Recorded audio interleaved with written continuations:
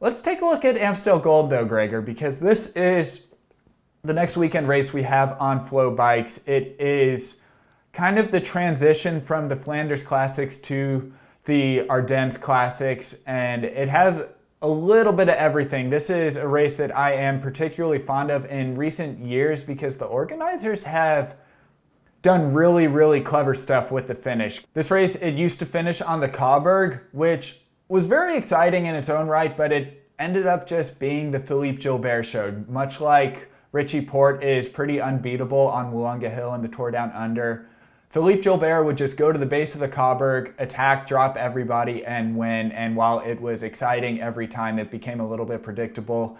The organizers a couple years ago scratched their head. They're like, okay, we have to figure out a way to give some other riders a shot at this. And what they did is they took the Cauberg out of the finish for the men. Now the men go over the Bemelerberg with 6.7K to go and then just have this really windy, windswept run into the final K, and then this finishing 1 kilometer stretch is just a wide open straight road. And I think that we all know what resulted with this new finish. It was 2019. Mathieu van der Poel went on a raid. He was down and out, looked like he was completely out of contention, the pre-race favorite. There were groups spread all over the road, and Mathieu van der Poel, with about 10K to go, just started picking off the 1s, 2s, 3s, and 4s, scattered across the road, and came into this finishing stretch, caught the last 3 riders with 500 meters to go, and held a sprint all the way to the line. It was the most mind-blowing race anybody's ever seen. Certainly the most mind-blowing race I have seen. And, since 2019, which is the last time we saw Amstel Gold, this is just a top 5 must-watch race in my book. It was a mind-blowing finish, and you could see the excitement in Van der Poel when he crossed the line and just collapsed there on the ground. And I think the whole cycling world was going mad with that one. And that is, I think, yes, thanks largely to the organizer that they've come up with this kind of route that demands tactical mind games in the finish instead of just brute force like we see often, as you're saying, on the Wollonga Hill, or you think of in a race like Flèche Wallonne with the Mur finish where it's often predictable. This race with the new change that they've put in, still a decent race at 265 kilometers. I think we have 35 climbs, and so it's a tough one. 6.7 kilometers to go from the final climb to the finish. And as you're talking about, it's a transition race, Michael, from the Cobble Classics to the hillier races. Of course, later on we have Flèche Wallonne and Liège-Bastogne-Liège also here in FloBikes.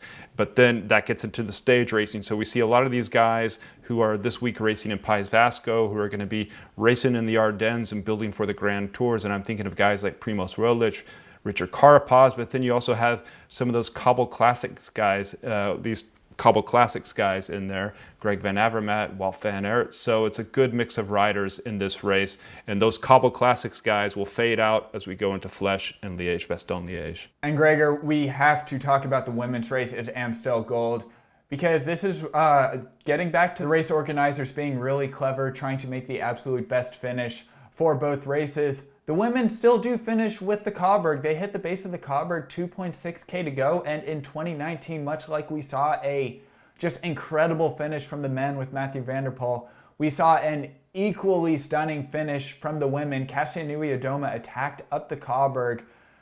Katarzyna Niewiadoma, I just love watching her race up a hill anywhere near the finish of a race. She is one of the most attacking riders in the peloton. It is such a joy to watch, and she went over the Cauberg with a gap and had Annemiek van Vleuten chasing her down for the final, I don't know what it was, 1.5K on this flat road.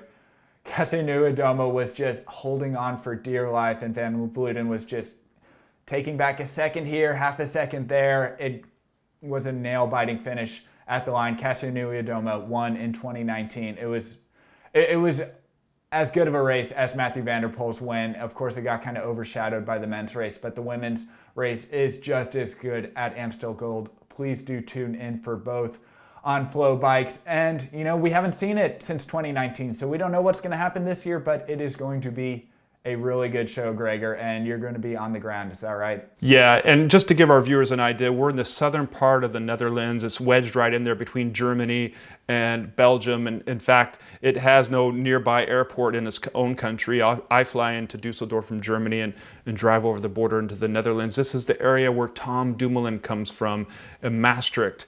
And the race finishes around Valkenburg and near the Cauberg area.